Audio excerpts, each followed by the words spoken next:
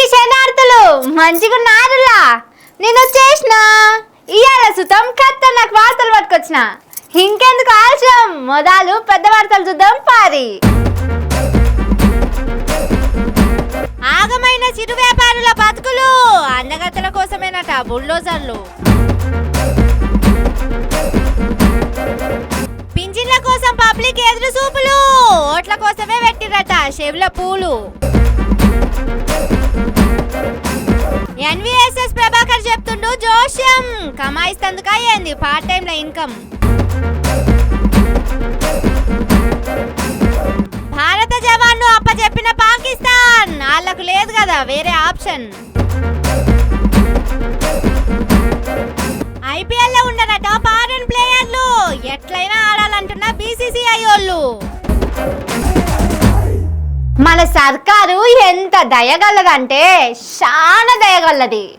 బయటి దేశాల అందగత్తెలు మన వరంగల్తో వంటి పోతుంటే ఫుట్పాత్ల మీద దుకాన్లు చూసి షీ ఇండియా అంటే గింత చీప్ ఉంటుందా అని అనుకోవద్దని అసలు ఫుట్పాత్ల మీద దుకాణే లేకుండా చేస్తుంది. మన ఇండియాను అమెరికా లెక్క చూయిస్తందుకు మస్తు తన్నాడుతున్నది. అన్నా అందగత్తలు వస్తుంటే ఫుట్పాత్ల మీద దుకాన్లు పెట్టుకొని బతుకుతారా? మన దేశం పర్వేం కావాలి, మన రాష్ట్ర ఇజ్జతం కావాలి. రేవంత్ సారు ఏలుబడిలా తెలంగాణ గిట్లుంటదా అని అనుకుంటే చిన్నతనం కాదా? అందుకే ఏడికాడ అందగత్తలు పోయే తొవ్వెంటున్న దుకాన్లన్నిటినీ బుల్డోజర్లతోటి పొతం పెట్టించింది రేవంత్ సారు సర్కారు. అందగత్తెలను రామప్ప దోల్కబోతుండ్రు కదా, అగో ఆ తొవ్వలున్న చిల్లర మల్లర దుకాన్లను ఏడికాడ లేపేసిండ్రు. ఆ లెవలో అసలే ఏండ్ల సంధి దంద చేసుకుంటున్నామా పొట్ట కొడతారా అని బాధితులు ఏడ్చుకుంటే చెప్పబట్టిండ్రు. అసలు రోడ్ పక్కకు దందా చేసుకుంటారా? గిట్లా బయట దేశ పొల్లొస్తే సర్కార్కు ఎంత చిన్నతనం ఏం కథ. ఉద్యోగాలు ఇయ్యక ఉపాధి లేక రోడ్ పక్కకు బతుకు తెరువు చూసుకుంటుర్రు. ఇదేం రాష్ట్రం అని సర్కార్కు బద్నాం అవుతుంది కదా, అందుకోసానికే వాళ్ళ దుకాన్లు కూలగొట్టిండ్రు. అదేమో బాధితులకు అర్థమైతలేదు పాపం.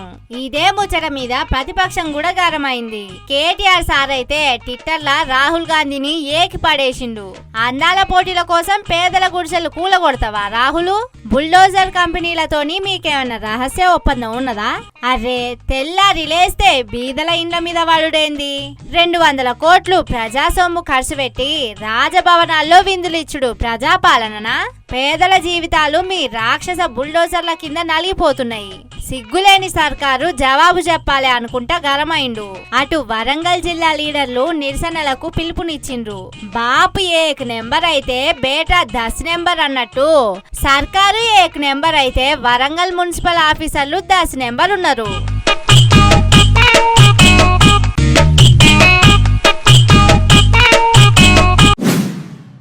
మేము అధికారంలోకి వచ్చిన ఎమ్మడే పింఛన్ని పెంచుతాం.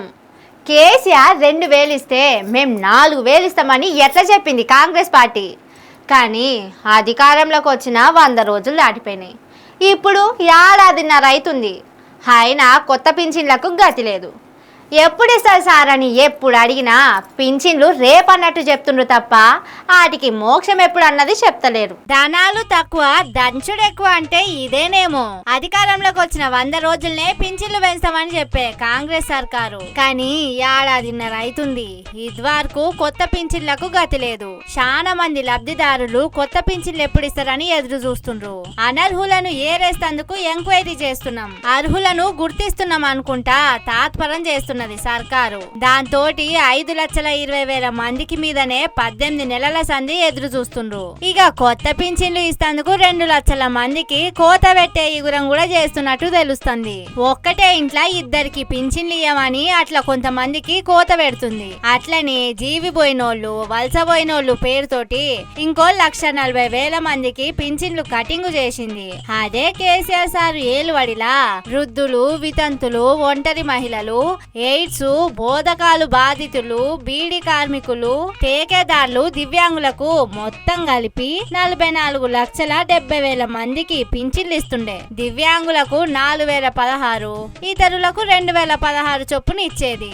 దానికోసం ప్రతి నెల 900 కోట్లు ఖర్చు పెడుతుండే. కానీ కాంగ్రెస్ ప్రభుత్వం వచ్చినప్పటి సంది తీరొక్క కారణాలు చెప్పి 2 లక్షల మంది లబ్ధిదారుల పింఛన్లను రద్దు చేసింది.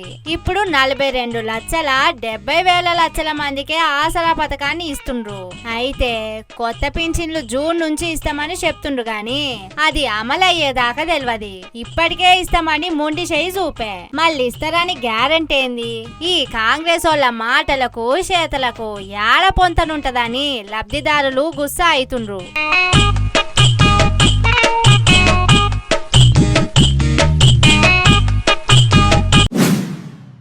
నరం లేని నాలుకే ఏదైనా మాట్లాడుతుంది అన్నట్టు బీజేపీ లీడర్ మాజీ ఎమ్మెల్యే ఎన్వీఎస్ఎస్ ప్రభాకర్ సార్ ముచ్చట కూడా గట్టనే ఉన్నదంటుర్రు.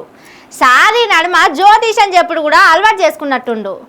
ఎవ్వరు అడగక ముందే అందరి జాతకాలు చెప్పి మందిలో నవ్వులు పాలవుతారు చూడుర్రి. గా వేణుసామో ఏదో పేరుండే హగో ఆయన లెక్కనే ఈ ప్రభాకర్ సార్ కూడా రాష్ట్రంలో సీఎం మారతారని జోషం చెప్తుండు. ఎక్కడేం పని లేదు, ఎక్కిరి మొగడా అన్నదట వెనకటోగామె. అగో కాషాయం party leader NVSS Prabhakar sir ఎవ్వారం అట్లనే ఉన్నది. జూన్ 2 తారీఖు లేదంటే డిసెంబర్ 9 తర్వాత కాంగ్రెస్ లా బీఆర్ఎస్ పార్టీని విలీనం చేస్తారట. తర్వాత సీఎం మార్పు ఉంటదట. కాంగ్రెస్ లా బీఆర్ఎస్ ను కల్పంగానే కేసీఆర్ సారు సీఎం అయిపోతాడట. రేవంత్ సార్ను దించుతాడట. పగటీలి సారు ఇంట్లో నిద్రపోతున్నప్పుడు వచ్చిన కలను ఇట్లా చెప్పిండా ఏంది అన్న అనుమానం వస్తుంది కదా ఈ మాటలు వింటుంటే. ఏమో మరి గదే ఉన్నట్టున్నది కథ. అయినా బీఆర్ఎస్ పోయి కాంగ్రెస్ లో ఎందుకు విలీనం అవుతుంది సారు? బీజేపీలో కూడా విలీనం అవుతుందని కాంగ్రెస్ వాళ్ళే అనవట్టే. బీజేపీలో బీఆర్ఎస్ ను విలీనం చేసి కిషన్ రెడ్డి సార్ ను దింపి బీఆర్ఎస్ లీడర్లకు కూడా మంత్రి పదవులు ఇస్తారని కాంగ్రెస్ వాళ్ళు అంటున్నారు. ముందు మీ కాంగ్రెస్ బీజేపీ వాళ్ళు ఒక్క మాట మీద క్లారిటీకి వచ్చినాక బయటకు చెప్పుండ్రి. మీరు కన్ఫ్యూజ్ కాకుండ్రి, పబ్లిక్ ను కన్ఫ్యూజ్ చేయకుండ్రి. అయినా పబ్లిక్ మీకంటే ఎక్కువనే ఎరక. అసలు బీఆర్ఎస్ ను బీజేపీలో గాని కాంగ్రెస్ లో కలిపే అంత దిగజారిన పరిస్థితుల్లో గులాబీ పట్టున్నదా? ఇప్పటికిప్పుడు ఓట్లేస్తే సింగిల్ లార్జెస్ట్ పార్టీగా బీఆర్ఎస్ అధికారంలోకి వస్తుందని సర్వేలే చెప్తున్నాయి. పొద్దుపోక ఈ ఉద్దర మాటలు ఎందుకు సారు? మరి జూన్ 2నే గాని 9 తారీఖే గాని బీఆర్ఎస్ ను విలీనం కాకుండా మీరు ఏం చేస్తారో ఆ షరతు కూడా బయటికి చెప్పాలి కదా సారు. ఉన్కదంచినట్టు ఈ ఉత్త మాటలు ఎందుకు సారు అని సొట్లు పెడుతుండ్రు ఈ బీజేపీ లీడర్ మాటిన్నోళ్ళు.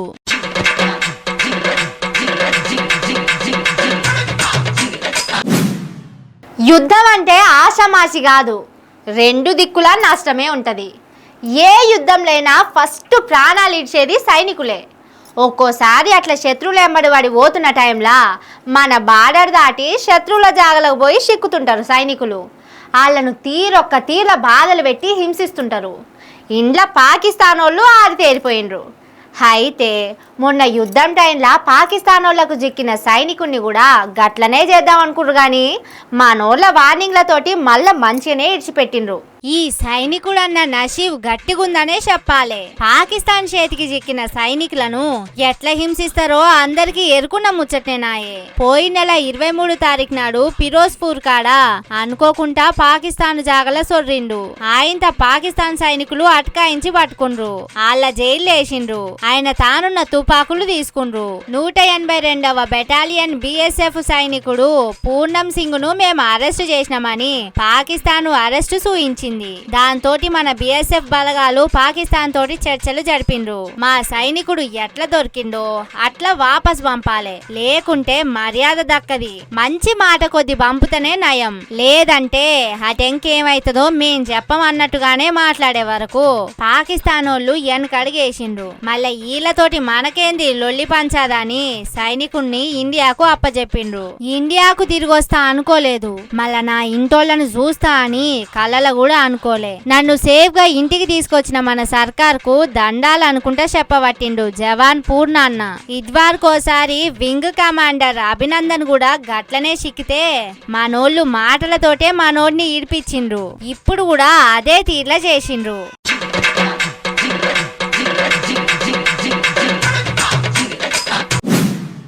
మొన్న ఐపీఎల్ ను యుద్ధం అవుతుందని వాయిదేసిండ్రు కదా. క్రికెట్ ఫ్యాన్స్ ఏమో ఈ దిక్కుమాల పాకిస్తాన్ వాళ్ళు చేయబట్టే మేము క్రికెట్ చూడకుండా అయిందని తిట్టుకుంటుండ్రు. ఇప్పుడు యుద్ధం బంద్ అయ్యే వరకు ఐపీఎల్ మ్యాచ్లను మళ్ళా కంటిన్యూ చేస్తుండ్రు. జూన్ 3 తారీఖు నాడే ఫైనల్ ఉన్నది. అయితే ఈ మిగిలిన మ్యాచ్లల్లా బయట దేశాల ప్లేయర్స్ ఆడుడు కష్టమే అంటున్నారు అందరూ. ఎందుకన్నది ఇనుర్రి మీరే.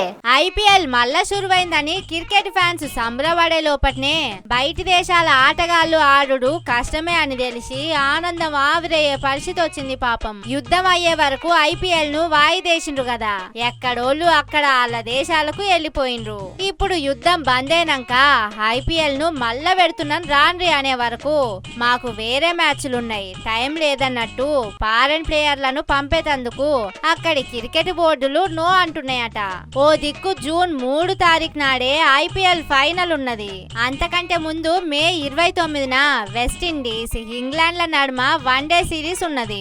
దీంతో ఈ రెండు దేశాల ప్లేయర్స్ నేషనల్ ఫస్ట్ అని చెప్పి వాళ్ళ దేశాలకు వెళ్ళిపోయిండ్రు.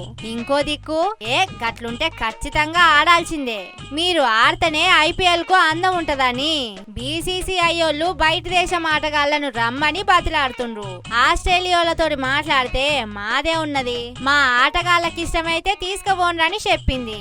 ఇంగ్లాండ్ వాళ్ళేమో అట్లా కాదని నసుకుతుండ్రు. అటు ఆటగాళ్ళను కొన్న ఫ్రాంచైజీలు కూడా నడుమంత్రాన పోతే ఎట్లా యుద్ధం వస్తుందని ఎవలమన్నా కలగన్నమా?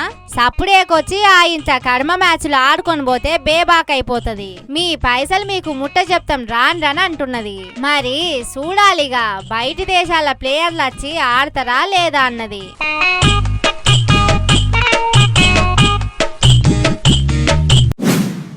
పాపం రైతులకు ఏ దిక్కు చూసుకున్నా ఏం ఆశకరం లేదు కదా. అటు సర్కారు సమితి ప్రేమే చూయిస్తున్నది, ఇటు ప్రకృతి పగబడుతున్నది. ఈ చెడగొట్టి వానలు పడి రైతుల నోటికాడుకొచ్చిన బుక్కను ఎత్తగొట్టినట్టు చేస్తున్నాయి. రైతులు ఇట్లా చెడగొట్టు వానలతోటి చెడ బాధలు పడుతుంటే మన సర్కారు మంత్రులు మాత్రం రాజభవనాల్లో దావత్లు చేసుకొని ఎంజాయో పండుగ అన్నట్టు ధూమ్ ధాంగా ఎంజాయ్ చేస్తుండ్రు.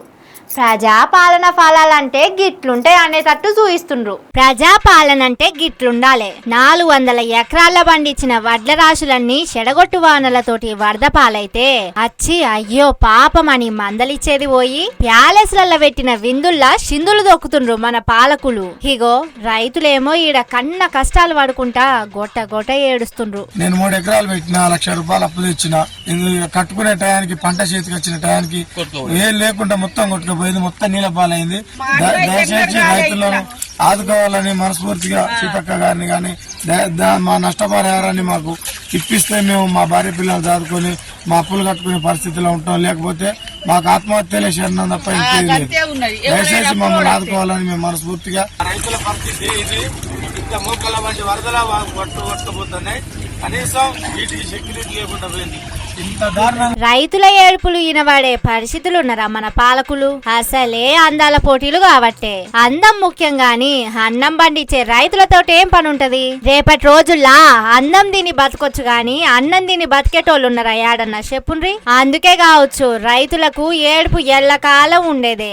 అందాల పోటీలు మళ్ళ కావు కదా అని ఎవ్వల్ని పట్టించుకునే తీర్వాటం మన పాలకులకు లేనట్టున్నది. ఈడ చూడుర్రి, నిల్వెడు లోతు నీళ్లల్లా వరి కుప్పలు ఎట్ల మునిగినాయో. ములుగు జిల్లా ఏటూరు నాగారం మండలం గొగుబెల్లి ఊళ్ళనే గీ పరిస్థితి ఉన్నదంటే ఇక కర్మ జాగల ఇంకెట్లుండాలే. కనీసం జిల్లా మంత్రన్న పోయి మందలిచ్చిందా అంటే అది లేదు. కళ్ళంకాడికి తెచ్చిన వడ్లను కొనుకపోతే ఇయాల మాకి బాధలుండకపోవు. వాళ్ళు అలసత్వమే ఇయాల మా నోట్ల బురద మన్ను కొట్టేటట్టు చేసింది.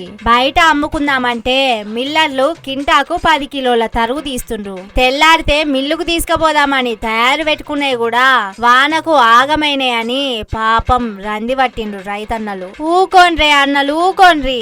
అందాల పోటీలు, సినిమాలతోటి సిందులు, ఇంకేమన్నా పనులుంటే అవన్నీ అయిపోయినాక ఏమన్నా యాదుకుంటే మీ గోసలు పట్టించుకుంటుండొచ్చు. అప్పటిదాకా జర ఓపిక పట్టాలే, సరేనా?